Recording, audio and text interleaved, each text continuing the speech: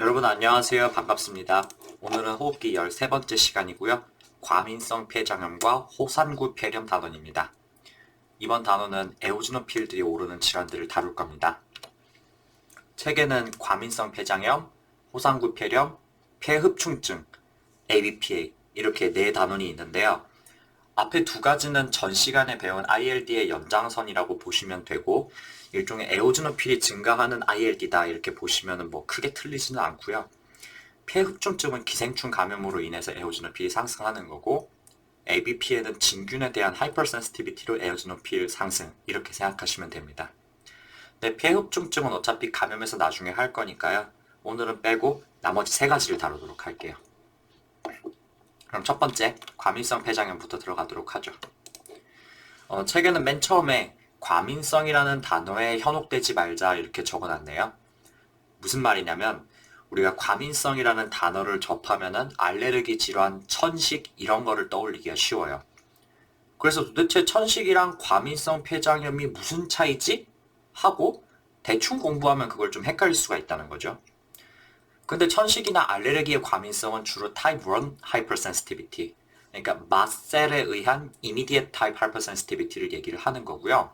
그건 주로 이제 알러지, 그러니까 알러지 중에서도 유독 이제 wheal, urticaria 이런 걸 생기는 걸 말하는 건데, 이 단원에서 말하는 hypersensitivity는 type 3 또는 4 hypersensitivity를 말하는 거다 이렇게 생각하시면 돼요. 즉, 일반적으로 반응하지 않는 특정 물질에 면역계가 과민 반응하는 거는 맞아요. 그렇지만 그 결과가 뭐 두드러기 나고 이런 거는 아니고 양상이 조금 다르다 이렇게 생각하시면 되겠습니다. 그래서 진단에는 어떤 게 필요하냐면은 특정 직업력, 동물 사육이나 아니면 건초 작업 같은 거, 그 다음에 신체 검사나 폐기능 검사, 영상 검사상 ILD의 특징을 보이면은 이 과민성 폐장염을 진단하게 됩니다. 그럼 이제 좀 더 자세하게 보죠. 과민성 폐장염 도대체 왜 생기는 거냐면은 우선 병태 생리가 처음에는 특정 안티젠과 안티바디가 결합한 이뮨 컴플렉스에 의해서 타입 3 하이퍼센시티비티가 생기다가 점차 진행하면은 타입 4 하이퍼센시티비티로 진행한다. 뭐 이렇게 되어 있고요. 그 외에 여기 밑에 보면은 뭐 precipitating 안티바디가 확인된다. 뭐 이렇게 되어 있잖아요. 여기서 에스마랑 차이가 생기는 겁니다. 여러분 일반적으로 precipitating 안티바디라 하면 그러니까 침강 항체라 하면 IgG입니다. 근데 우리 보통 생각하는 에스마라든지 뭐 피부 알레르기 이런 거에서 중요한 안티바디는 IgE잖아요, 그죠? 그래서 둘 다 과민성이기는 한데 종류가 조금 다른 거예요. 그래서 그런 것들이 좀 어떻게 나타나냐면은 여기 이제 발플루이드 여기 밑에 보면 발플루이드상 T 림포사이트 CD8셀이 증가한다. 그렇지만 IgE 증가나 아니면 에오즈노필리아는 없다. 그래서 라스트는 이제 그 총 IgE를 보는 검사고 그 다음에 스킨 테스트 그러니까 이제 스킨 프릭 테스트 역시 이제 알레르기 반응을 하는지를 보는 검사 그런 거죠. 그런 거는 의미 없다는 거죠. 즉 엄밀히 말하면은 폐에 에오즈노필이 끼는 거는 맞아요. 그리고 발하면은 에오즈노필 좀 발견되는 거는 맞거든요. 근데 그런 에오즈노필이 혈액에서 드러나지도 않는 거고 그 다음에 IgE 같은 타입 1 하이퍼센시티비티랑 관련된 것들이 수치가 뜨지도 않는다. 이렇게 생각하시면 될 것 같아요. 그럼 주로 이거 어떤 사람이 걸리냐면 특정 직업 있는 사람이 걸리게 되는데요. 우선 농부들, 건초 같은 데서 번식하는 고온 방사선균 이게 제일 흔한 원인이래요. 그래서 뭐 특히 이제 그 수확철 뭐 이런 거 이럴 때 그 저기 뭐야 그 나달은 다 걸러내고 그 다음에 짚은 따로 모아가지고 뭐 어떻게 뭐 처리를 하시거나 그렇게 하잖아요. 그거 다루다가 갑자기 열이 나고 감기 기운이 생긴다든지 뭐 그런 거죠. 또는 실험동물 키우던지 아니면 생쥐로 실험을 하는 사람이든지 아니면은 새를 많이 키우는 사람 뭐 전문적으로 키우는 걸 수도 있고 취미로 키우는 것은 상관없어요. 그래서 이런 식으로 동물이나 아니면 식물 유래 안티젠에 반응하는 경우도 있고요. 또는 버섯 키우는 사람 그것도 이제 포자 같은 거를 흡입해가지고 그럴 수도 있고 마지막으로 요건 좀 특이한데 가구 페인트 칠하는 사람 이제 그 페인트에 포함된 그 솔벤트 같은 것들에 아이소사야네이트 이런 것들이 반응해가지고 그렇게 될 수 있다. 뭐 이렇게 된대요. 근데 지금까지 지금 들으면 좀 얘기가 좀 이상한 게, 뭐 이런 것들 사실 직업성 천식에서도 얘기했던 거랑 뭐 그렇게 엄청나게 차이 나는 것 같지는 않은데 대체 천식하고 무슨 차이냐? 이렇게 생각하실 수 있어요. 네. 과민성 폐장염도 직업과의 연관성, 뭐 만성기침 이런 거 비슷하고요. 그리고 일부는 직업성 천식하고 비슷해 보이는 직업에서 그렇게 보일 수도 있어요. 그런데 증상이 조금 달라요. 여기 밑에 이렇게 정리를 해놨는데 그 밑에 임상상 요거를 먼저 한번 봅시다. 천식이랑 비슷하게 요 HP는 증상이 마치 독감 같은 증상입니다. 그래서 천식에서 뭐라 그랬어요? 숨쉬기가 힘들고 숨이 차다. 쌕쌕거리는 소리가 난다. 그 다음에 기침을 자꾸 한다. 뭐 이렇게 나왔잖아요. 근데 HP에서는 열이 난다. 근육통이 있다. 으슬으슬 춥다. 이런 게 주증상이에요. 그래서 환자들이 독감에 자주 걸린다. 근데 약 처방 받고 나면 하루 이틀 가다 말았다. 약 먹으면 금방 떨어진다.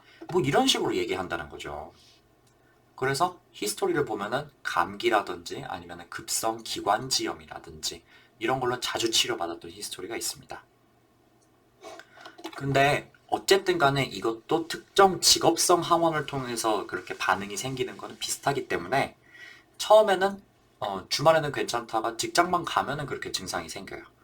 그리고 뭐 원인이랑 분리한다. 뭐 휴가를 갔다든지 아니면은 주말에 쉰다든지 그렇게 되면은 금방 증상이 없어지다가 점점 진행해가지고 크로닉 폼으로 가면은 exertional dyspnea가 점점 심해지고 그다음에 fatigue, cough 이런 게 점점 심해지면서 만성적인 ILD로 이완하는 그런 양상을 보입니다. 그래서 이쯤 되면은 사실 원인이랑 떨어지더라도 완전히 돌아가기는 조금 어려울 수도 있겠죠. 뭐 어쨌든 이거 증상 어떻게 하냐면 진단 어떻게 하냐면요. 제일 중요한 건 직업력입니다. 그래서 감기 증상이 너무 자주 생기고 약 먹으면 금방 낫는다고 이렇게 얘기하는 사람. 혹시 직업이 어떻게 되세요? 회사만 가면 그래요? 아니면은 뭐 최근에 뭐 건축 작업 같은 걸 하셨어요? 동물 키우세요? 이런 걸 물어봐야 된다는 거죠. 그 다음에 혈액 검사에서는 림포필리아, 뉴트로필리아, 그 다음에 림포피니아가 보인다 이렇게 되어 있는데 중요한 거는 요거 둘이 아니고 에오지노필리아가 없다는 거 이걸 기억하세요. 에오지노필이 폐에는 끼는 걸로 나타날 수는 있어요. 그렇지만 혈액에서까지 증가하진 않습니다. 그 외에는 ESR, CRP 상승, 그다음에 류마토이드 팩터를 볼 수 있다 이렇게 되어 있는데요. 이 류마토이드 팩터는 좀 기억해 둡시다. 이거 갑자기 랩으로 이걸 주면은요, 이거 뭐야 이거 하고 당황할 수 있거든요. 이 하이퍼센시티비티 뉴모나이티스에서도 류마토이드 팩터 나올 수 있어요. 그리고 만약에 의심하는 항원을 특정한다면 그거에 대한 precipitating antibody, 그러니까 침강 항체를 확인할 수도 있겠죠. 이건 뭐 자체는 확진할 수 있는 건 아닌데 진단이 중요한 단서가 됩니다. 자, 이거 ESR-CRP 상승하고 류마토이드 팩터 올랐다고 이걸 가지고 류마티스 질환에 의한 ILD다 이렇게 얘기하시면 안 됩니다. 류마토이드 팩터가 류마티스 질환이 아니더라도 뜨는 경우가 종종 있어요. 제가 이거를 나중에 정리해둘 기회가 있을지 모르겠는데 나중에 한번 정리를 해가지고 알려드리도록 할게요. 그 류마티스 파트에서. 그 다음에 영상 검사에서는 ILD 패턴을 확인할 수 있다 이렇게 되어 있는데요. 엑스레이 상에서는 ground glass opacity가 낀 걸 확인할 수 있다 이렇게 되어 있는데 이게 사람마다도 좀 다르고 그다음에 같은 사람에서도 시간에 따라서 변화가 심하다 이렇게 되어 있습니다. 좀 이따 엑스레이 보여드릴게요. 어쨌든 간에 그런 식으로 의심스러운 병변, 그 다음에 의심스러운 히스토리를 가지고 있는 사람에서 진단을 정확하게 하기 위해 HRCT를 찍겠죠. 그러면은 역시 초기에는 GGO 같은 패런 아니면 작은 노듈 이런 것들이 보이겠지만 아주 만성으로 진행하면은 ILD처럼 허니커밍 이런 거 보일 수도 있고 그다음에 lung distortion, traction bronchiectasis, 그다음에 이런 것들을 보일 수도 있겠습니다. 그리고 아주 심하면은 유전 인서션 뉴모니아 패턴으로도 진행할 수 있다. 뭐 이렇게 나오네요. 요 그럼 사진 한번 볼까요? 요 맨 왼쪽 사진 보시면은 어때요? 좀 전체적으로 약간 뭐가 허옇게 낀 것처럼 이렇게 보이죠. 이런 거를 보고 우리가 ground glass opacity다 이렇게 부르는 거고요. 그 다음에 요게 HRCT 사진을 찍으면 요건 비교적 초기 사진인데 아주 뭐 ILD 패턴이 아니나 아니면은 뭐 UIP 패턴이 딱 잘라가지고 드러나는 건 아닌데 어쨌든 GGO 패턴 느낌으로 보이고 그다음에 지금은 뭐 확대를 안 해가지고 그렇게 잘 안 보이지만은 자세히 보면은 작은 노들 같은 것들이 좀 껴있을 수도 있다 뭐 이렇게 되어 있고요. 요게 아주 만성으로 진행하면은 IPF가 아님에도 불구하고 이렇게 유전 인서시션 뉴모니아 패턴으로 나타날 수도 있다. 그래서 fibrosis, traction bronchiectasis, 그 다음에 저기 뭐야 허니커밍 이런 것들이 나타날 수 있다. 뭐 이렇게 되어 있습니다. 그래서 사실 여기까지 잘 주지는 않고요. 보통 이 정도 수준에서 주는데 이런 거 보면 당황하지 말고 병력이랑 종합해서 하이퍼센시티브 뉴모나이티스구나 이렇게 생각하시면 되겠습니다. 그 외의 검사들을 보면은 우선 PFT 상에서는 다른 ILD랑 똑같이 나와요. 런 볼륨들 전부 감소하고요. 그 다음에 DLCO 감소. 그 다음에 말을 할 수가 있는데 요게 좀 시험에 잘 나오죠. 자, 우리 CD4 to CD8 ratio 원래 어떻게 나온다 그랬어요? 이 정도 나온다 그랬죠? 그래서 이게 높으면 뭐다? sarcoidosis. 근데 반대로 떨어지는 거. 그러니까 이제 CD4가 CD8에 비해서 부족하게 되는 거죠. 그렇게 되는 1 미만으로 떨어지게 되는 게 hypersensitivity pneumonitis입니다. 요거 hypersensitive pneumonitis랑 sarcoidosis 요거 그 발 소견이 시험에 좀 종종 나오는 편이기 때문에 요거 좀 기억해 두셨으면 좋겠고요. 뭐 이런 거 저런 거 다 해봤는데 애매하면은 해볼 수 있는 검사가 렁 바이옵시랑 inhalation challenge입니다. 뭐 렁 바이옵시를 해가지고 non-necrotizing parenchyma granuloma를 확인할 수도 있다 이렇게 나오는데 요거 글쎄 제가 시험에 나온 거는 못 본 것 같고 그 다음에 inhalation challenge 제가 이거 천식할 때 말씀 한번 드렸어요. 천식에서 원인 의심되는 항원 흡입해서 검사하는 그거 한다 그랬나요? 안 한다 그랬나요? 천식에서 일반적으로 하는 검사 아니라 그랬습니다. 근데 hypersensitivity pneumonitis에서는 이것저것 검사를 했는데 잘 모르겠으면은 이 검사를 해볼 수가 있어요. 이게 뭐 흡입하자마자 바로 기침하고 뭐 그런 거는 아니고요. 원인 항원을 흡입을 해본 다음에 몇 시간 뒤에 열나고 으슬으슬 춥고 숨쉬기 힘들고 그런 독감 같은 증상, 평소에 느꼈던 증상이 같이 나타나느냐? 그러면은 hypersensitivity pneumonitis를 진단할 수 있겠다 이렇게 됩니다. 그럼 얘 치료 어떻게 하느냐? 역시 직업성 천식처럼 항원이랑 분리하는 게 제일 좋아요. 이걸 치료하면은 특별한 치료 없이도 호전이 됩니다. 근데 역시 이제 만성 단계에 도달했다 하더라도 그 환경 조절을 잘 하면 치료 없이 굉장히 많이 호전된다 이렇게 되어 있어요. 그리고 급성기 조절에는 시스테믹 스테로이드를 줄 수 있다 이렇게 되어 있어요. 이때도 역시 ICS가 아니라 PO 스테로이드인 거 기억해 두시고요. 요거 알레르기 아니면 IgE 관련 질환 아닙니다. 그래서 면역 치료, 이뮤노테라피 효과 없습니다. 자, 그러면 이 정리본 보고 요약하도록 합시다. 이 HP는 호흡기로 흡입한 안티젠에 대한 과민 반응인데 주된 원인이 진균류, mold, 그 다음에 동물에서 유래한 프로틴, 이런 거라는 거죠. 그래서 급성기에는 열, 오한 같은 감기 증상, 그다음에 이제 박테리얼 뉴모니아 같은 걸로 그래서 착각할 수도 있고 그러다 보면 안티바이오틱스로 치료받은 적이 여러 번 있을 수도 있는데 너무 금방 좋아진다. 치료를 시작하면 몇 시간 만에 확 좋아진다. 근데 사실 그게 치료받아가지고 좋아진 게 아니고 병원 와가지고 처방 받으려고 그러면 직장을 떠나와야 되잖아요. 그러니까 나아지는 거예요, 사실은. 이때 엑스레이를 찍어보면은 Micronodular Interstitial Opacity, GGO를 확인할 수가 있다. 만성으로 진행하면 다른 ILD랑 비슷한 양상, 만성적인 기침, 호흡곤란, 체중 저하, 그다음에 저산소증, 뭐 이런 것들이 나타날 수가 있겠습니다. 진단은 히스토리를 자세히 하고 HP가 의심되면 PFT를 찍는다. 그래서 restrictive pattern, 그다음에 DLCO 감소 이걸 확인할 수도 있고 말플루이드상 CD4 to CD8 ratio가 1.0 미만인 게 특징이다. 전부 다 애매하면은 런 바이옵시라든지 아니면 inhalation 테스트를 해볼 수도 있다. 치료는 원인으로부터 격리가 중요하고 증상에 따라서 피오 글루코코르티코이드를 고려할 수 있다. 이 정도 아시면 충분할 것 같아요. 자, 다음은 호산구 증갑증을 동반한 폐침윤 이렇게 되어 있는데요. 이건 간단히 말해서 피와 폐에서 에오지노필이 모두 증가하는 폐질환 일체, 이걸 다 모아놨다고 생각하시면 돼요. 그 조금 전에 배웠던 과민성 폐장염은 페리퍼럴 블러드에서 에오지노필리아가 있나요? 그렇지 않죠. 걔네는 에오지노필이 폐에서는 발견될 수 있어요. 그렇지만 혈액에서 나오지 않아요. 근데 여기 들어가는 질환들은 폐에서도 에오지노필이 보이고 혈액에서도 보이는 게 차이점입니다. 그러면 우리 에오지노필은 알레르기 반응 뭐 이런 거랑 관련이 많다 이렇게 그랬잖아요. 근데 조금 전에 한 하이퍼센시티비티 뉴모나이티스는 초기 증상이 독감이랑 비슷한 ILD다. 근데 에오지노필이 혈액에서 보이지는 않는다 이렇게 말씀드렸는데 이 에오지노필링 뉴모니아도 뭐 천식이나 아니면 독감 같은 그런 증상이 나타나는 건 맞아요. 근데 에오지노필이 뜬다는 말은 무슨 말이냐면은 피부에 두드러기가 난다든지 아니면 비염이 있다든지 하는 그런 알레르기성 증상들도 보일 수가 있다는 거죠.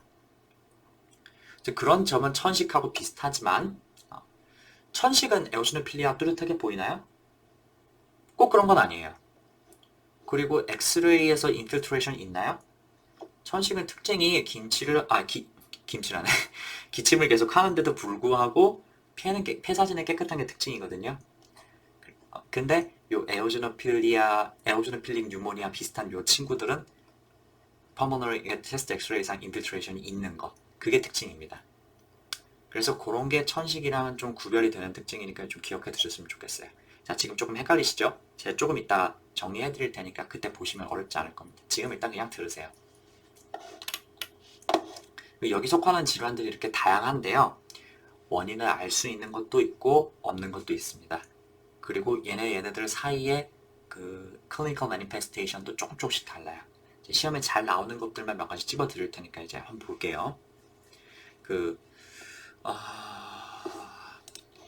한 가지씩 봅시다. 우선 약제에 의한 에오지노필링 뉴모니아입니다.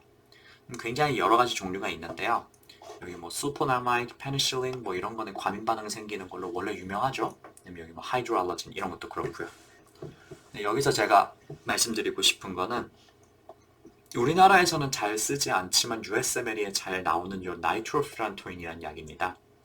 요거 UTI, 정확히는 Acute Bacterial Cystitis일 때 쓰는 약인데요.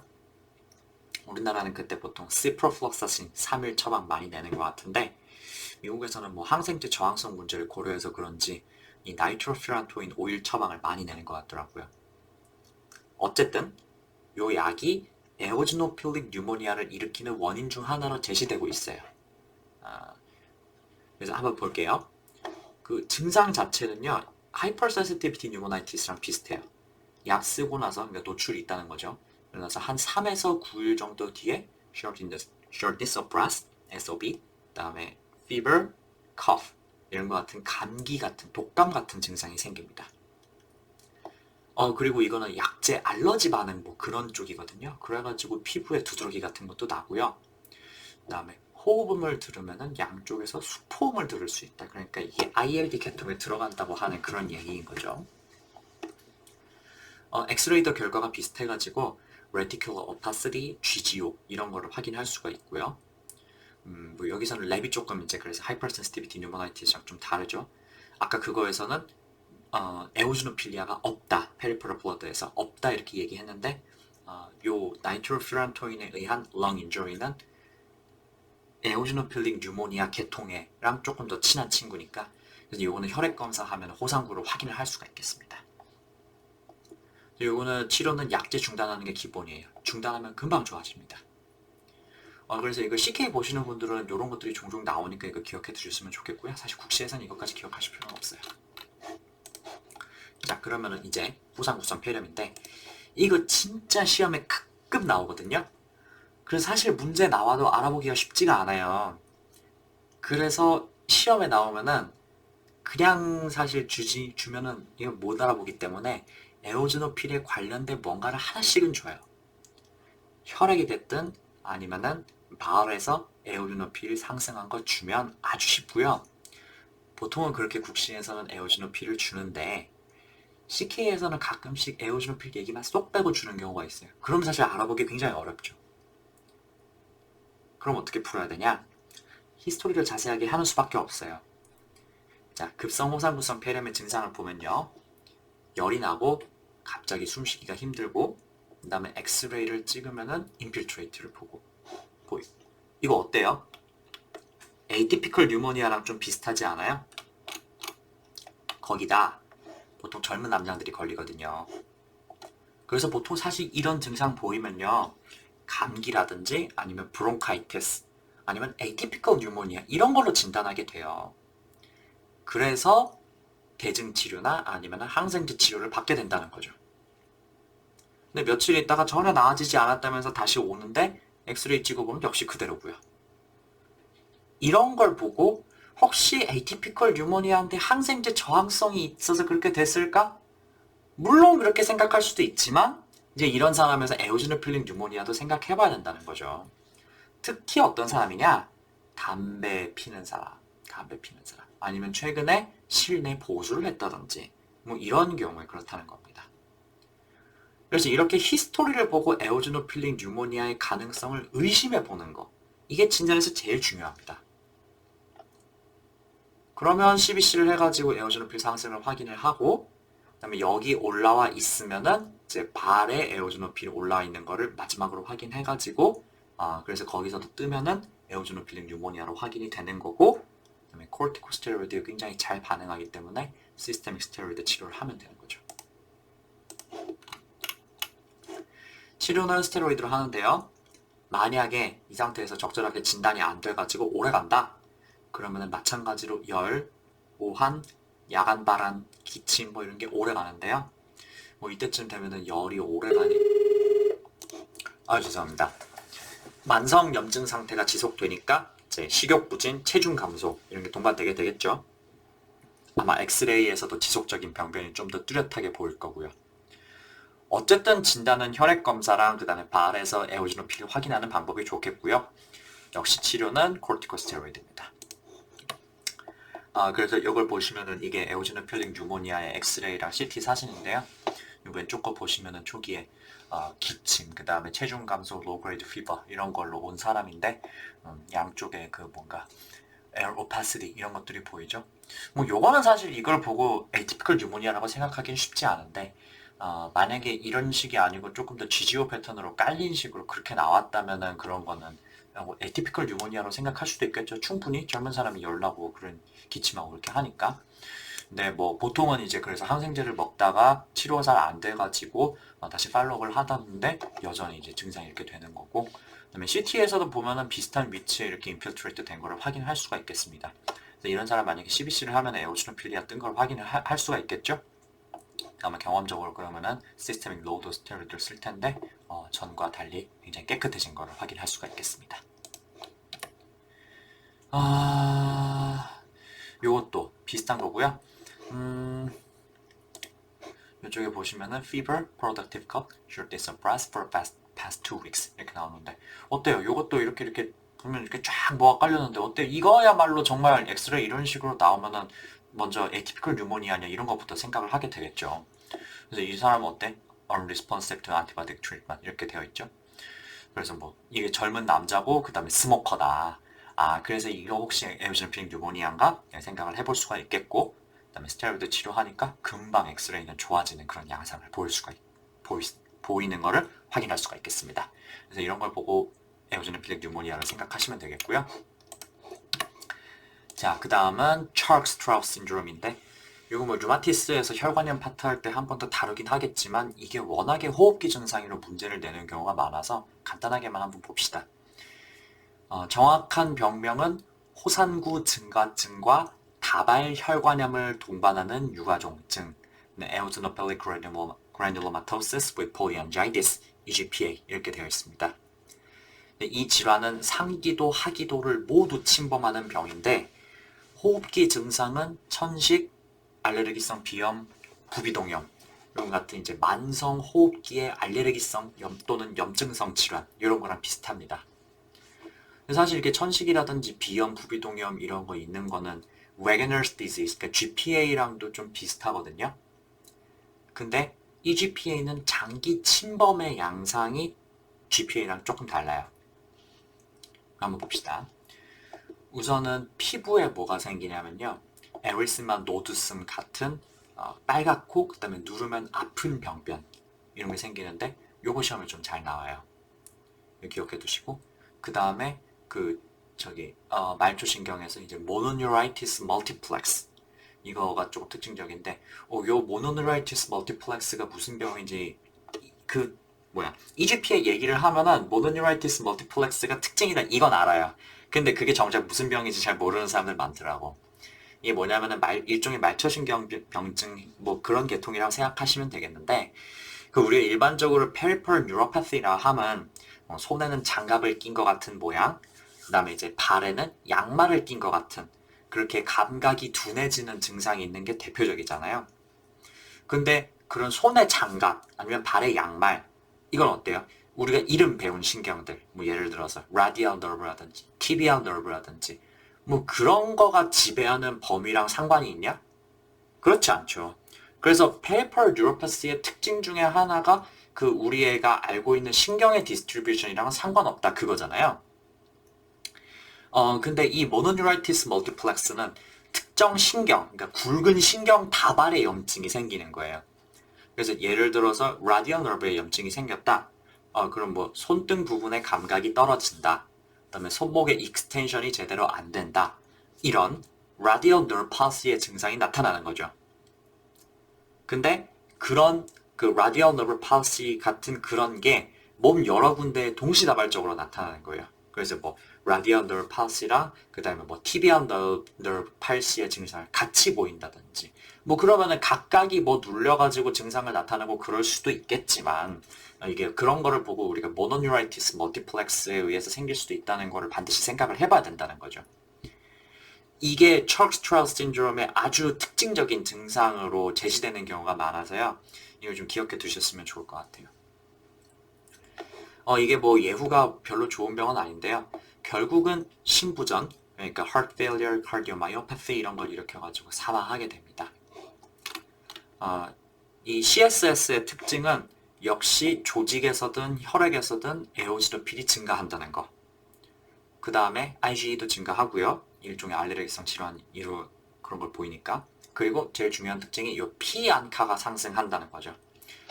그래서 이 EGPA를 우리가 ANCA-related vasculitis 이렇게도 부릅니다.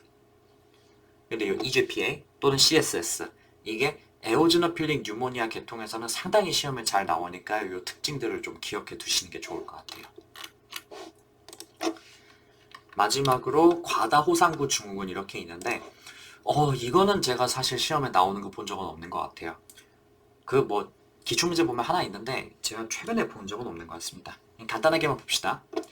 이것도 역시 말초 혈액에서 에오지노필이 다량 발견되는 그런 질환인데요. 기생충, 알레르기 등등 에오지노필이 올라갈 수 있는 다른 원인들을 쭉 봐도 뭐 잘 모르겠다. 근데 이게 에오지노필이 장기에 침범해서 나타나는 증상들은 있고 그 다음에 야간 발한, 식욕 감소, 체중 감소, 피부 가려움증 이렇게 나타나면은 이 병을 진단할 수가 있겠습니다. 그래서 역시 치료는 글루코코르티코이드고 그 다음에 심실 기능 저하에 대한 대증 치료 이렇게 되어 있습니다. 근데 이 호상부 증가 관련된 거는 내용이 조금 따로따로 돌아가지고요. 요약 생략하고 제가 마지막에 빈출되는 것만 한번 다시 알려드릴게요. 그러면은 ABPA 하고 마무리 하도록 합시다. 자, Allergic Bronchopulmonary Aspergillosis, ABPA. 요거는 아스퍼질루스 항원에 대한 알레르기 반응이다. 이렇게 생각하시면 되는데요. 사실 우리 주변에는 아스퍼질루스의 포자가 항상 둥둥둥둥 떠다니고 있거든요. 근데 보통 사람들은 이게 들어와도 바로바로 제거가 되고요. 거기 관인 반응을 하거나 그러지는 않아요. 근데 어떤 사람은 이거에 알레르기 반응을 보이게 된다는 거죠. 그렇다면 증상은 어떤 증상이냐? 이건 특이하게 타입 1 하이퍼센시티비티와 타입 3 하이퍼센시티비티를 모두 보이고 있어요. 그럼 타입 1 하이퍼센시티비티는 IgE에 의한 알레르기 증상 같은 거 그런 거죠. 그래서 천식 같은 증상이라든지 아니면 에오지노필의 상승, 그 다음에 IgE 상승 이런 거를 볼 수가 있겠고요. 그 다음에 타입 3는 조금 전에 말씀드렸던 Hypersensitivity Pneumonitis랑 좀 비슷하죠. 그래서 Precipitating Antibody인 IgG가 생기는 거고요.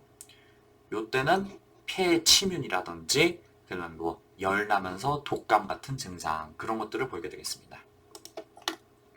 아이고 너무 복잡하다 그죠? 진단을 도대체 어떻게 하느냐 이거는 딱 잘라서 이거면 된다 뭐 이런 거는 없고 여기에 보시다시피 굉장히 여러 가지의 diagnostic criteria가 있고요. 그 중에 몇 개 이상 만족하면 ABPA다 이렇게 되어 있어요. 근데 요 몇 개 이상 만족하면 되는지 이것까지 외우실 필요 없어요. 이거 뭐 딱 잘라가지고 3개 주고 그런 거 없어요. 만족시키면 보통 한 4개, 5개씩 그렇게 주니까 그거 자체는 숫자를 세는 거는 어렵지는 않은데 이걸 외우는 게 조금 어렵거든요. 근데 이거 다 외우려 하려면 엄청 피곤하다고. 그래서 제가 이렇게 정리를 해놨어요. 그러니까 병태 생리와 연관해가지고 크게 에스마와 관련된 진단 기준, 그 다음에 타입 3 하이퍼센시티비티와 관련된 진단 기준 대충 이렇게 기억해 두시면 좋을 것 같아요. 우선 에스마와 관련된 것들은 브론키얼 에스마.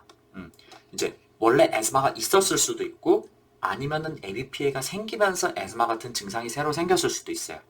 어쨌든 호흡곤란, 쌕쌕거림 이런 게 꽤 오래전부터 있었다 이렇게 얘기를 하고요.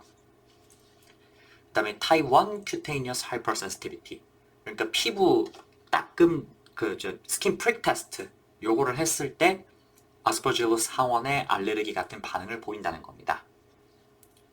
그 다음에 에오지노필리아 생기고요. 그 다음에 토탈 IgE가 올라가든지 아니면은 아스퍼질러스 IgE가 올라간다든지 그런 일이 생기게 되겠습니다. 타입 3 하이퍼센시티비티 관련된 거는요. 일단 precipitating 안티바디가 있고요. 그 다음에 정확하게 아스퍼질러스에 스페시픽한 IgG가 발견된다. 그리고 폐 사진을 찍으면은 폐 infiltrate 아니면은 bronchiectasis 이런 것들이 보인다.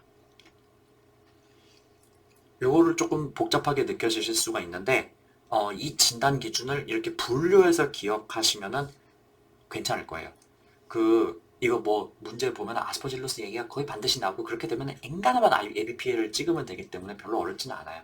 이거 국시에서는 그런데 이 USMLE에 나오면 조금 어려울 수 있는데 이거 가끔 나오거든요. 이거 좀 기억해 두시면 좋을 것 같아요. 패서피지올로지를 기억하세요. 알러지, 그다음에 타입 3 하이퍼센시티비티 둘 다 있다.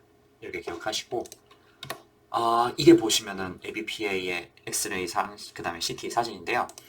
이쪽 보면 어때요? 여기 히스토리가 respiratory wheeze, 그 다음에 chronic cough. 원래 에스마 히스토리가 있던 사람이네 이렇게 생각할 수가 있고요. 그 다음에 여기 이렇게 보시면은 여기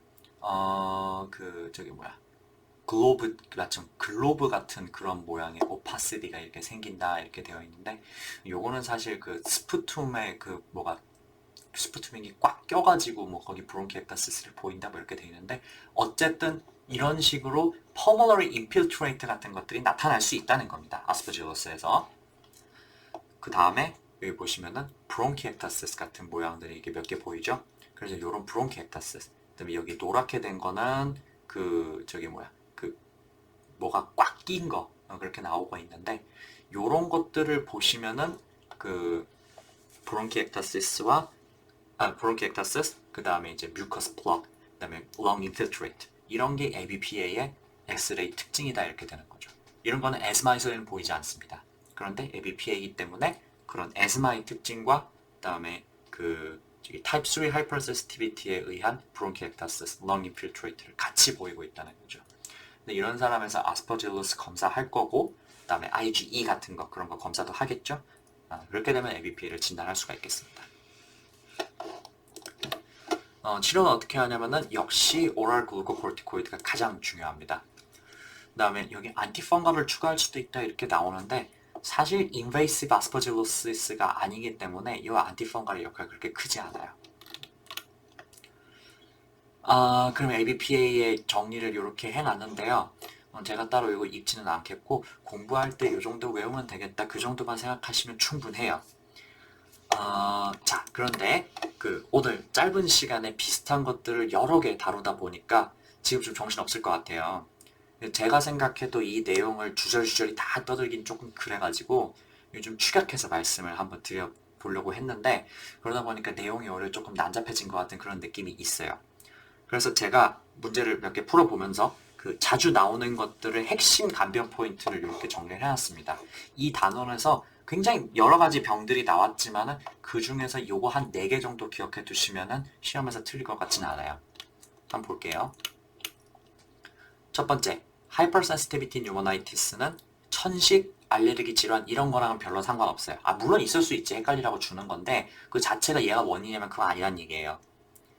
그러면은 당연히 세럼 IgE, 그 다음에 알러지 검사 이런 거 정상으로 나올 거고 그 다음에 말초 혈액에 에오지노필리아도 없습니다.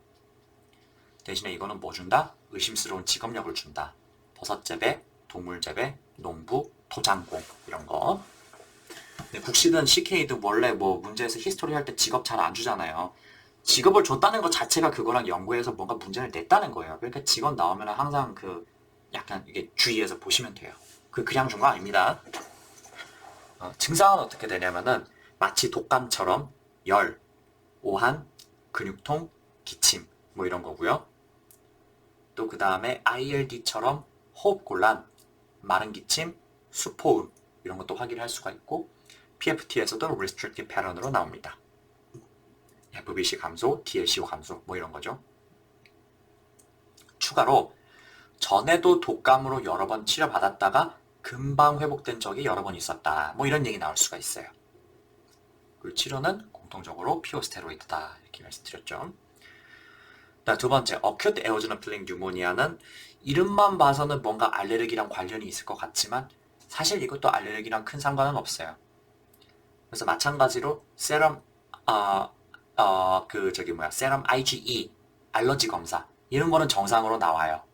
여기서 좀 주의하세요. 알러지 검사 정상이고요. 세럼 IgE도 정상입니다. 근데 말초 혈액에 에오지노필리아는 있다. 이게 차이점이죠. 그다음에 히스토리상의 특징은 보통 젊은 남성이고 그다음에 흡연력이 있습니다. 이것도 증상은 사실 하이퍼센시티비티 뉴모나이티스랑 비슷해요. 독감 같은 증상, 엑스레이상의 폐치뮨 이런 거 있고 그다음에 항생제 사용에도 효과 없습니다. 그렇지만 요거는 페리퍼럴 블러드에서도 에오지노필이 뜨는데 그러면 확진을 위해서 말의 에오지노필 상승을 확인해 보면 되겠습니다. 세 번째, Churg-Strauss 신드롬. 요거는 대부분 천식이나 아니면 알레르기, 비염, 기왕력이 있어요. 그래서 뭐 쌕쌕거림, 만성기침, 호흡곤란 이런 것들이 원래 있었던 사람들이에요. 거기다가 폐 외에 다른 장기 침범이 뚜렷한데 특히 자주 나오는 게 키드니 침범. 그래서 펀크레아틴이 안 좋은 그런 경우가 꽤 많고요. 또 신경계 침범을 해가지고 모노뉴라이티스 멀티플렉스. 그러니까 팔다리에 자꾸 힘 빠진다 이런 얘기를 하는 거죠. 이것도 말초 혈액에서 에오지노필은 뜨고요. 피안가까지 주면 확실해요. 그럼 CSS 찍으시면 되겠어요. 마지막으로 ABPA도 역시 천식이나 알레르기, 비염 뭐 이런 기왕력이 있습니다. 근데 최근에 갑자기 독감 같은 증상이 나타나면서 엑스레이에서 퍼머널 인필트레이트가 나타나고요. 역시 항생제로 치료해도 별로 효과는 없습니다. 혈액 검사상에서는 에오지노필이 뜨고요. 그 다음에 아스퍼질러스, IgE, IgG 이런 것들이 뜹니다. 당연히 피부 검사에서도 양성 나올 거고 침강 항체도 양성 나올 겁니다. 그 다음에 CT에서는 브론키եկ타시스, 뮤커스 플럭, 그 다음에 퍼머널 인필트레이트 이런 거를 확인할 수가 있겠습니다. 요거 정도 기억해 두시면요 아마 문제 안 틀릴 겁니다. 이게 좀 뭔가 좀 많은 것처럼 느껴지는데 차이점을 주로 감별 포인트로 기억을 해두시고 뭐는 뭐가 있는데 뭐는 뭐가 없다 이런 식으로 자꾸 구별해서 기억을 하셔야지 이게 요거를 그냥 기억하신다 그래가지고 문제에서 그게 감별이 따다닥 되는 거 아니거든요. 이제 차이점을 주로 생각하시면서 그 문제를 보시고 그리고 풀 때 보기를 보고 얘는 이게 없고 이거는 이거는 있지만 이거는 없기 때문에 얘는 요거라고 보기는 어렵겠다. 이런 식으로 문제 푸는 습관을 들이시는 게 실수를 줄일 수 있는 방법입니다. 자, 그럼 이렇게 과민성 폐장염, 호상구 폐렴 이 단어를 맞췄는데요. 비슷비슷한 질환이 여러 번 많이 등장해가지고 조금 헷갈리셨을 것 같아요. 특히 여기 나오는 것들은 시험에 뭐 잊을만 하면 한번 나오고 해가지고 좀 당황할 때가 많은데요. 뭐 제가 앞에 말씀드릴 내용을 쭉 열심히 공부해가지고 푸는 것도 물론 좋지만 그게 어렵다면 마지막에 요약해드린 내용만 열심히 외우세요. 그 정도 하셔도 문제 푸는데 큰 무리 없을 겁니다. 자, 그럼 오늘 강의는 여기서 마치겠습니다. 다음 시간에는 이제 폐렴 들어갈 거고요. 그 전에 책에 있는 문제들 열심히 풀고 헷갈리지 않게 정리 잘 해두시고요. 저는 다음 시간에 뵙겠습니다. 들어주셔서 감사합니다.